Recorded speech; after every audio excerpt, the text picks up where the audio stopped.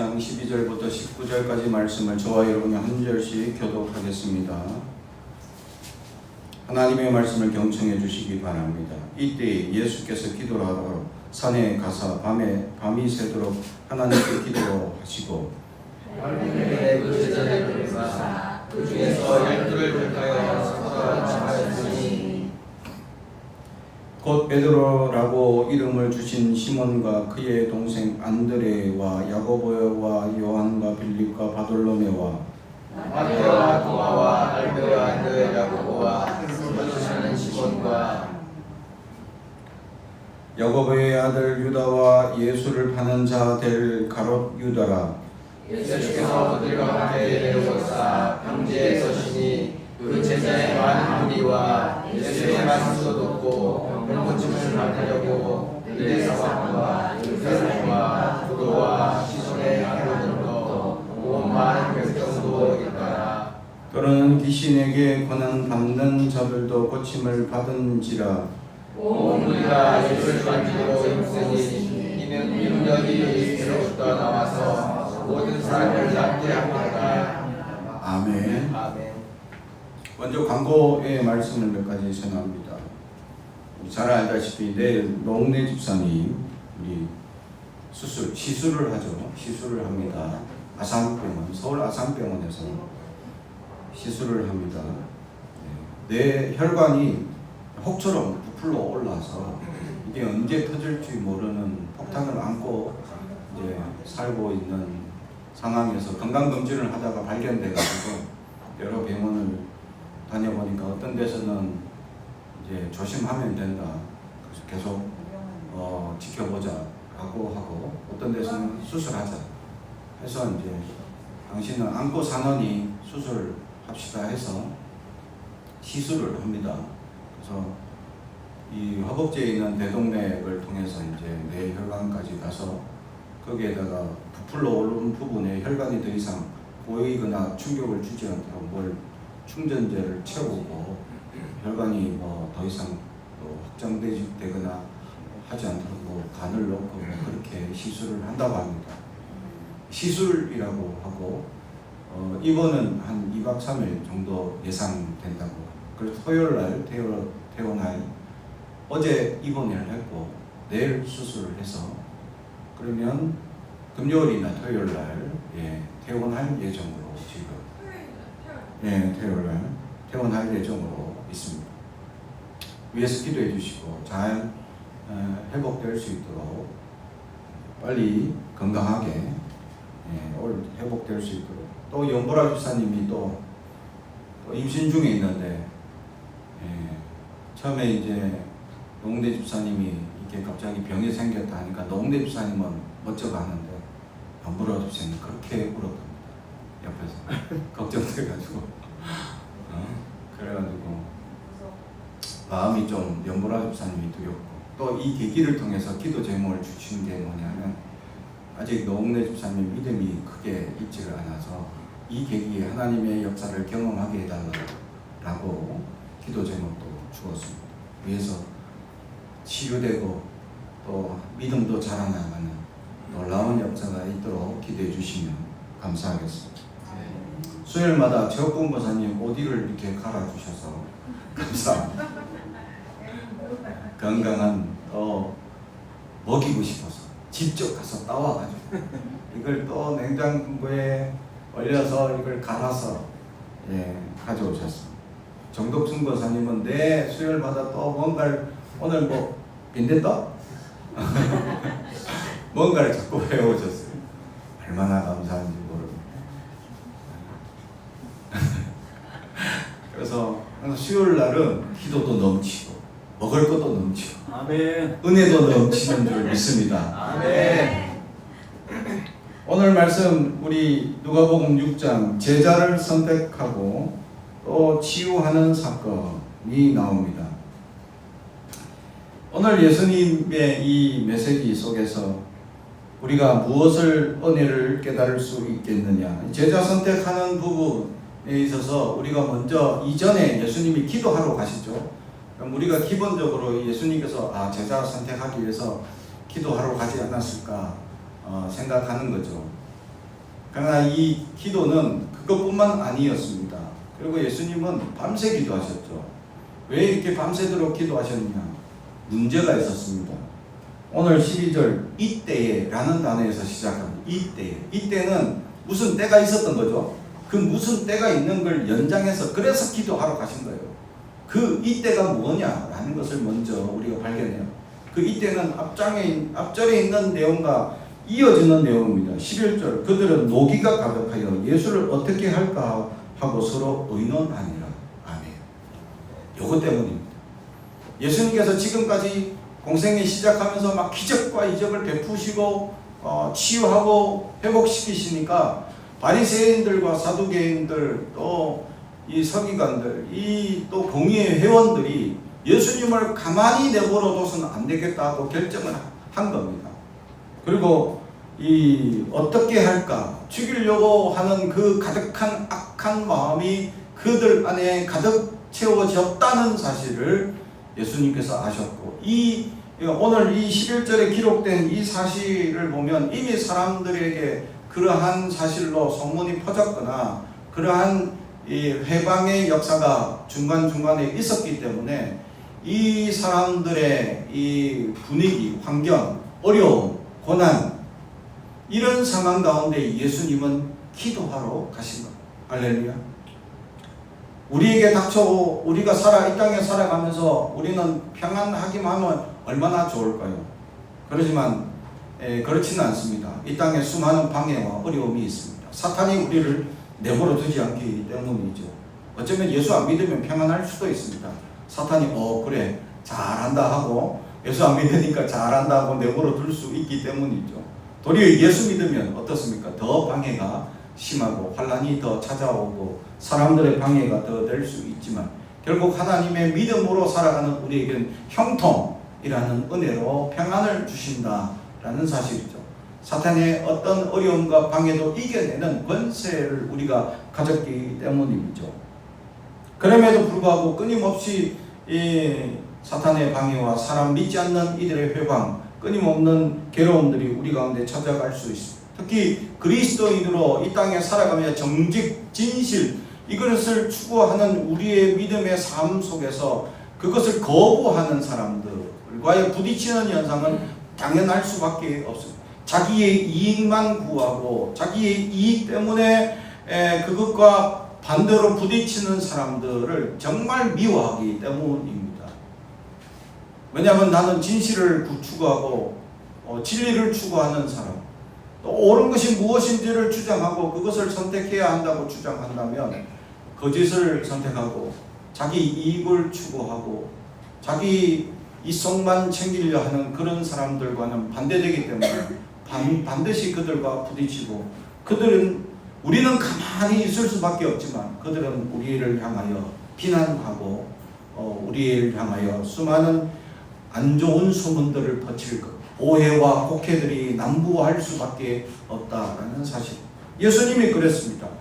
예수님께서는 진리를 가르쳐주고 있었죠. 율법의 잘못된 부분들, 자기들은 그 율법에 없는 내용까지 만들어서 안식일을 기억하여 거룩히 지키라라는 한마디 속에서 39가지의 자기들이 지켜야 할 이 자신들의 전통을 만들어 가지고 사람들을 구속하는 그들의 모습을 보면서 주님께서는 율법을 만들어 주신 궁극적인 목적이 사람을 위한 것이었다라는 것을 우리에게 말씀을 가르쳐 주고 있음에도 불구하고 그들의 가르침과 반대되는 상향되는 또 이렇게 부딪히는 예수님의 가르침에 대해서 그들은 가만히 있을 수 없어 그들은 노기가 가득하여 예수님의 기적과 이적을 그걸 순수한 믿음의 눈으로 바라보지 못하고 그들은 어떻게 하면 그들을 제거할 것인가 의논하기 시작하였다라는 사실이죠.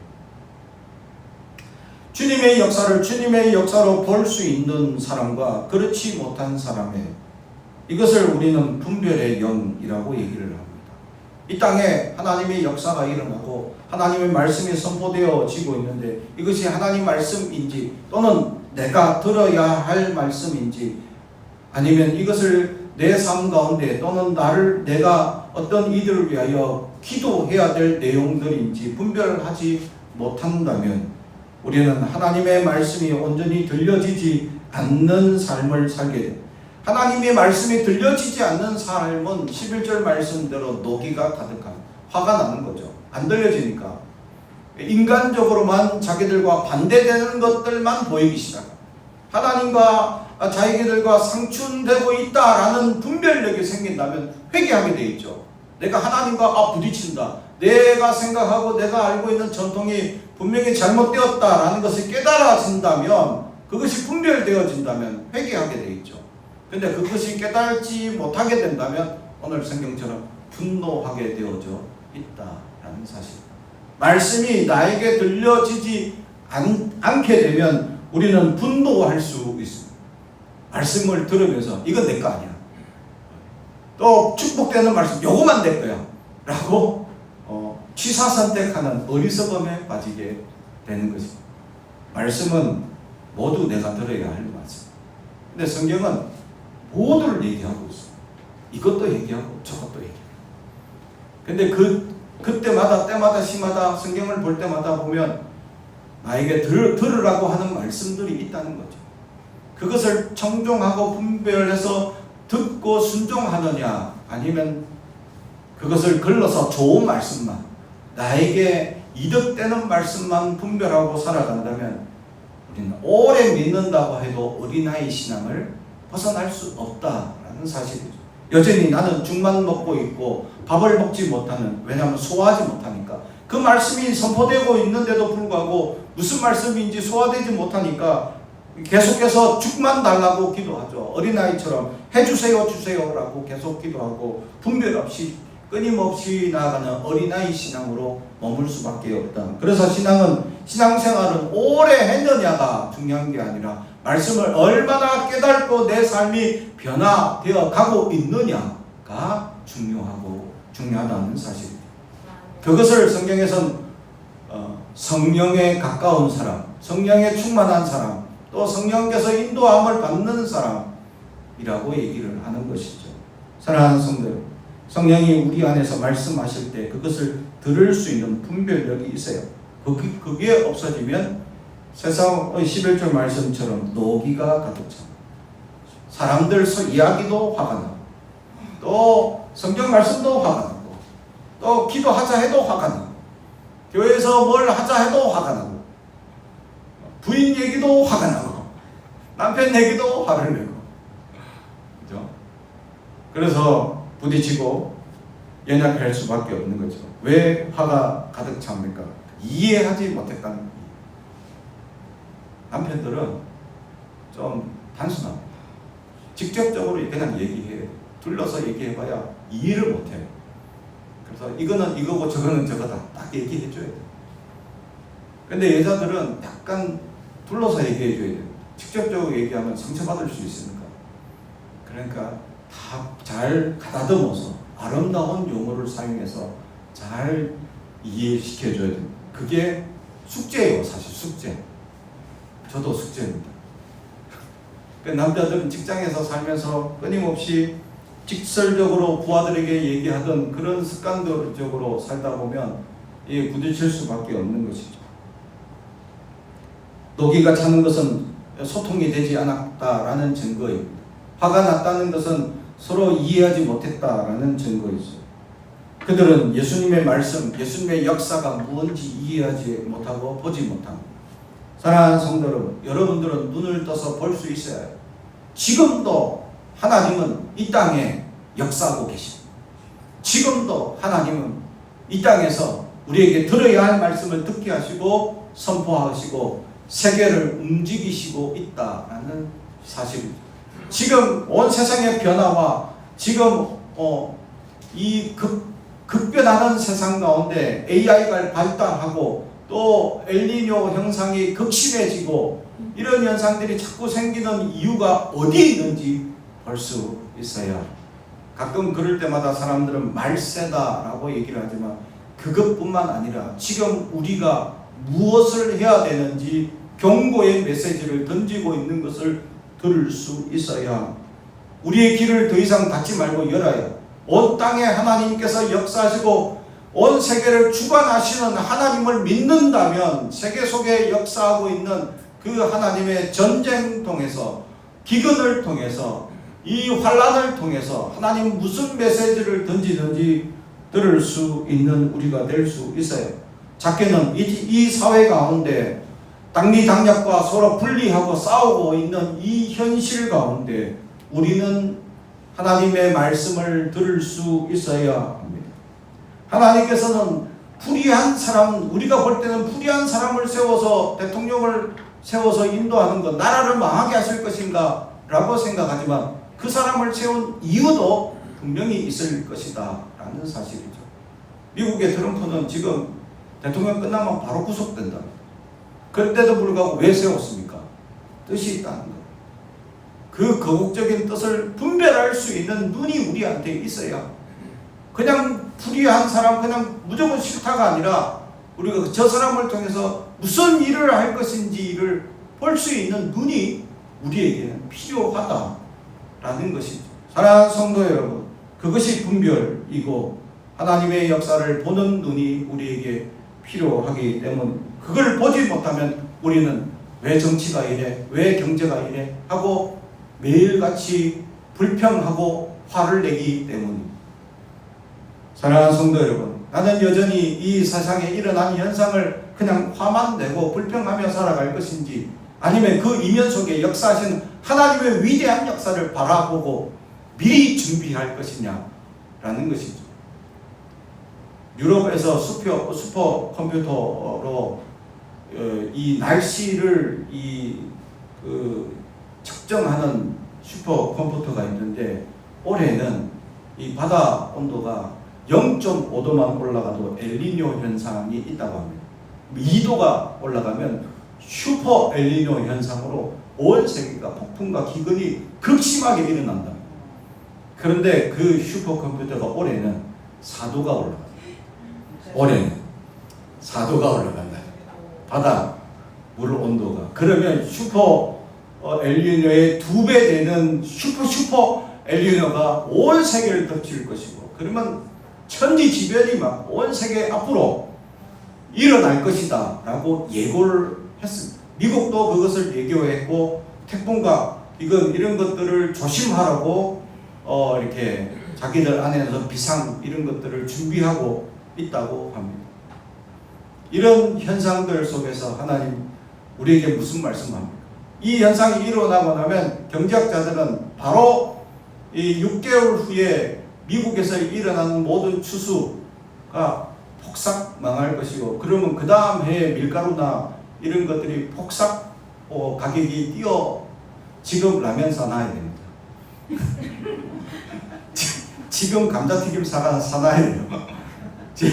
지금 밀가루 재놔야 됩니다. 분명히 6개월 후에 슈퍼 엘니뇨 현상으로 인해서 미국의 추수를 못하게 될 겁니다. 그러면 이런 식량이나 이런 위기가 어려움들, 물가가 급등하는 현상들이 온 세계 곳곳에 생겨날 것이다. 그 미래를 바라보고 하나님이 이것을 왜 준비하라고 하시느냐, 또 보게 하시느냐라는 것을 깨달을 수 있는 영적인 은혜가 우리에게 있어야 한다라는 것입니다. 그냥 더워지겠구나, 좀 난리가 나겠구나, 여기에 머물러서는 안 돼요. 이 난리를 주는 하나님의 목적이 무엇이냐, 깨닫지 못하면 화만 나는 거예요. 왜 이래 더워, 짜증만 나는 거예요. 그래, 소통이 안 되고 깨닫지 못하는 사람은 그냥 짜증만 내고 그냥 불평하는 거예요. 여러분은 어디에 머물 겁니까? 여전히 짜증내고 불평만 할 것인지, 아니면 하나님이 이 역사들을 통해서 우리에게 무엇을 보기를 원하는지, 이 역사들 속에서 나는 어떤 일을 하기를 원하는지. 내가 그렇다고 엘니뇨 현상에서 우리가 이 경제의 물가가 오르는데 어떻게 물가를 잡을 수 있겠습니까? 우리는 할 수 없어요. 그렇다고 기근이 일어나는데 어떻게 물을 미리 저수지 담아놓고 어떻게 준비를, 우리가 할 수 있는 역량은 한계가 있습니다. 그러나 그럼에도 불구하고 우리가 할 수 있는 준비가 있을 것입니다. 무엇을 할 수 있을 것인지 보여달라 하고 보기를 원한다고 내가 하겠습니다라고 아멘할 수 있는 사람. 그런 하나님의 사람들이 되기를 주님의 이름으로 축복합니다. 이때 이런 불평과 이런 어려움, 이런 위기 상황에 주님은 밤새 기도. 할렐루야. 우리가 할 수 있는 것, 그렇죠. 밤새 기도해. 경제적 위기와 사회적 이 불안이 생겼을 때 가장 많은 피해를 당하는 이 사회 구성원들이 누구냐? 바로 가장 약자들입니다. 가장 약자들, 장애인들. 이들이 가장 큰 어려움을 당하죠. 실제로 윤석열 대통령 당시에만 해도 정부의 돈을 자꾸 막고 못 쓰게 하니까 장애인에게 가야 될 비용들을 다 막아서 실제로 어떤 인터뷰를 봤는데 어떤 특수한 질병에 처해서 국가에서 도움을 한 번 하는데 몇백만 원의 이 치료와 약물과 물리치료가 필요한 아이였는데 지금까지는 국가가 도움을 줘서 그래도 잘 도움을 받았는데 그 당시에 바로 깎여서 어려움을 당했다는 거죠. 그래서 장애인들이 살 수 없다 하고 지하철까지 막으면서 막 난리를 쳤던 이유가 거기 장애인들에게 가야 될 혜택들을 너무 많이 삭감했기 때문이죠. 그들은 생존의 문제였습니다. 우리는 교통의 불편의 문제만 가지고 그들에게 너무 지적한 문제들이 있지 않나 생각해요. 앞으로 이 환란과 경제적 문제가 생기면 가장 약자들이 먼저 어려움을 당할 것입니다. 그 약자들은 어디 가서 호소할 수도 없는 형편이 될 것입니다. 사랑하는 성도 여러분, 그들을 위해서 우리가 할 수 있는 것은 기도, 또 내가 할 수 있는 부분 내가 감당하도록 기도하는 우리가 될 수 있어야 할 줄로 믿습니다. 그래서 주님은 이 위기의 상황, 어려운 상황, 노기로 가득한 그들, 불편으로 가득 찬 그들을 향하여 소리를 지르거나 엇박 지르지 않고 주님은 기도하러 산에 올라가십니다. 그리고 밤새 기도하셨다라는 것입니다. 우리가 문제가 생겼을 때 기도해요. 우리에게 어려움이 닥친 것은 하나님 기도하라는 신호인지도 모릅니다. 그러므로 우리에게 어떤 문제나 어떤 역사가 필요할 때마다 우리는 기도해야 합니다. 주님께서는 이 문제를 가지고 밤새 기도하셨습니다. 주님께서 과연 밤새 기도해야 될 문제인가? 주님께서는 주님이신데, 하나님 본인이신데 그냥 가볍게 치부하시고 넘어갈 수 있는 문제임에도 불구하고 그분은 기도하셨습니다. 그리고 또 제자들을 선택하기 위한 문제까지 함께 기도하셨던 것이죠. 그렇습니다. 주님의 기도는 우리에게 가장 모범이 되고 우리가 배워야 할 역사입니다. 우리는 깨어 기도하라는 말씀을 우리는 알고 있음에도 불구하고 깨어 기도하지 못할 때가 많습니다. 핑계와 변명으로 일관하며 나아갑니다. 세상의 위기와 어려움 속에서도 우리는 나만 행복하고 편안하면 괜찮다라고 기도하지 못하고 있지는 아니야. 우리는 기도해야 합니다. 하나님께 부르짖고 나아갈 때에 하나님의 크신 역사와 은혜를 누리는 하나님의 사람들이 될 줄로 믿습니다. 두 번째로는 주님께서 사람을 선택하는 12제자의 모습을 보게 됩니다. 12제자, 평범한 사람들일 뿐입니다. 어쩌면 평범 그 이하일 수도 있죠. 세리마태는 민족의 반역자입니다. 어부 베드로는 무식한 어부일 뿐입니다. 공회에 잡혀와가지고 막 변론하니까 저 무식한 어부가 아니냐, 출신이 아니냐라고 공회에서 얘기를 할 정도죠. 그런데 하나님 주님을 만나는 순간 그 평범한 사람들이 존귀한 사람들로 변화합니다. 할렐루야. 우리는 평범한 사람들, 우리도 특별하지 않습니다. 예수님의 12제자 중에서 뭐 학자가 있다든가 위대한 어떤 특별한 사람이 있다면, 그죠? 근데 예수님의 제자들 중에는 다 하자투성입니다. 베드로는 결국 꽃기호 소리에 눈물 흘리며 회개하는 사람이 될 수밖에 없었다라는 사실이죠. 그리고 예수님 십자가에 못 박히시자 제자들은 모두 자기의 생존 때문에 돌아가는 그런 걸음을 걸을 수밖에 없는, 그리고 더 많은 의심하고 연약한 삶을 살았습니다. 이렇게 연약한 그들을 주님을 만나는 순간 주님이 그들을 변화시키는 순간 그들은 위대한 사람으로, 평범한 사람이 위대한 사람으로 변화하는 역사를 가지게 돼요. 그들은 평범하고 볼품없고 그냥 보통 사람. 그런데 주님을 만나자 그들은 위대한 역사를 행할 수 있는 사람들이 되었던 것입니다. 사랑하는 성도 여러분, 위대한 사람은 금수저로 태어난 사람들이 아닙니다. 주님을 만난 사람들이 위대한 사람이 되는 것이죠. 그들은 오직 순종하였을 뿐입니다. 그리고 12제자들을 그 많은 따르는 사람들 중에 하필 12제자로 그들을 가만히 선택하는 과정을 보게 되면 그들은 주님이 부르자마자 어떻게 했습니까? 자기의 삶의 현장을 버려두고 쫓아가. 할렐루야. 완전한 순종을 보여주죠. 그들 안에는 무언가가 있었기 때문에 그들 안에는 주님을 만나고자 하는 열정과 갈증이 있었습니다. 그 갈증을 주님을 따르라 하는 순간 바로 아멘하고 순종하고 따르는 그 갈증과 열정으로 그들은 주님을 따라갔던 것입니다.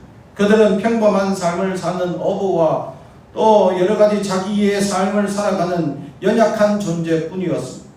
사람들이 비방하고 죄인이라 취급하는 세리, 또 의심 많은 사람, 또 열심으로 자기의 열심에 빠져 있는 사람, 모두가 보통 사람이고 평범한 사람일 뿐이었습니다. 그러나 주님을 만나는 순간 그들은 사도가 되고 위대한 역사를 이루어 나가게 되는 것입니다. 사랑하는 성도 여러분, 주님이 우리를 불러주실 때, 주님이 말씀하실 때 아멘 하고 순종하며 나아가느냐, 아니면 아니요 잠깐만 조금은 더 라고 여전히 우리는 변명의 일관으로 나아가고 있습니다. 주님 앞에 아멘 할 수 있는 우리가 될 수 있어야, 주님이 부른다면 우리 안에 있는 모든 갈증이 해결되기를 소망하며 나아간다면 주님께서 우리를 목마르지 않게 하시고 충분히 적셔주시는 은혜를 누릴 줄로 믿습니다. 세상에 살아가는 수많은 갈증이 있을 것입니다. 하나님께서 이 땅에 이런 역사를 하시는 이유가 무엇입니까? 하며 우리가 궁금하고 해결하지 못하는 그 갈증들, 유대인으로서 이 로마의 식민지로 있는 그 갈증, 또 메시아가 오실 것이라 라고 기대하고 소망하는 그 갈증, 말씀이 선포되고 있음에도 불구하고 바리새인들과 사두개인들은 자기들의 이익과 잘못된 전통에만 매여 있는 그 갈증, 그 갈증을 주님이 오시자 모든 것을 해소해 주고 있었다라는 사실이죠. 우리는 얼마나 갈증이 있습니까? 사랑하는 성도 여러분, 주님 앞에 갈증해야, 주님 앞에 갈증해야, 더 주님 앞에 갈증해야, 목말라 해야 되고 주님 채워달라고 기도해야, 갈증할 때 기도하게 되어 있고 갈증할 때 간절히 주님을 찾게 되어 있습니다. 오늘 18절 이하에 보면 갈증하는 사람들의 모습이 나옵니다. 더러운 귀신 들린 자, 고통받은 자, 이 모든 이들이 갈증하고 주님을 찾아오니까 그들이 치유받고 고침을 받는 역사가 일어나는 것이죠. 그들의 갈증은 지금 육신의 연약함의 갈증이었습니다. 그리고 심지어는 19절 온 무리가 예수를 만지려고 힘쓰니 이는 능력이 예수께로부터 나와서 모든 사람을 낫게 함일러라. 아멘. 진짜 예수님을 만지기만 해도 낫는다. 스치기만 해도 낫는다. 지금 성령의 시대에 성령께서 우리와 함께 하신 우리의 모든 문제를 만져주시옵소서라고 기도하십시오. 우리의 어려움을 만져주시옵소서라고 기도하십시오. 내가 주님을 간절히 만나기를 원하고 만지기를 원합니다라고 그 우리의 가장 갈증의 부분을 가지고 기도한다면 주님께서는 해결하시고 역사하여 주실 줄로 믿습니다. 누구든지 갈증하는 사람들 주님 앞에 체험을 받고 그 은혜를 누리게 되는 것입니다. 사랑하는 성도 여러분, 사람은 누구나 완벽하지 않습니다. 그러기에 사람들마다의 약점들이 있고 이것을 결핍이라고 심리학자는 얘기합니다. 그 결핍 때문에 그 보상 심리로 무언가를 다른 걸 치우려고 하고 변명하고 다른 것을 자꾸 이야기하게 되어져 있죠. 그것을 사람들은 방어 심리라고 얘기를 합니다. 결핍 때문에 일어나는 부정적 방어가 거짓이 일어나고 허풍이 일어나고 사람들이 잘못된 일이 일어나는 거죠. 그런데 그 결핍에 긍정적 방어가 일어난다면, 내가 부족함을 인지하고 고치려고 변화받으려고 노력한다면 긍정적 방어력이 생겨서 주님을 만난 사람들이 은혜를 경험하고 주님을 만난 사람들이 그 긍정적 방어력이 생길 수 있다라는 사실입니다. 사랑하는 성도들, 누구나 결핍이 있고 누구나 문제가 있고 누구나 의심하고 누구나 부족하고, 그러나 주님을 온전히 만나서 주님의 은혜를 사모한다면 주님께서 우리의 모든 결핍을 완전히 채워주실 줄로 믿습니다. 그 은혜를 경험하는 저와 여러분이 되길 주님의 이름으로 축복합니다. 기도하겠습니다. 사랑과 정의 가득하신 아버지 하나님, 오늘도 우리에게 말씀을 주시니 감사합니다. 주님, 여전히 이 땅에 수많은 일어나는 현상을 무지하고 몰라서 여전히 우리는 경제와 정치와 사회 이면에 일어나는 현상을 알지 못해서 화가 나고 그냥 짜증만 내는 연약함에 매여 있지 말게 하옵소서. 주님의 거룩한 역사가 무엇인지 보게 하시고 이 자그마한 지구 속에 일어나는 하나님의 역사를 보게 하시고 그것을 예비하고 준비하며 특별히 우리가 깨어 기도하게 하옵소서. 그로 말미암아 하나님의 은혜를 누리고 하나님의 감격과 감사로 살아감으로 우리 안에 있는 수많은 결핍과 연약함과 갈증들이 해소되고 채워지는 놀라운 역사를 경험하여 하나님의 위대한 사람들이 되게 하옵소서. 예수님의 이름으로 기도합니다.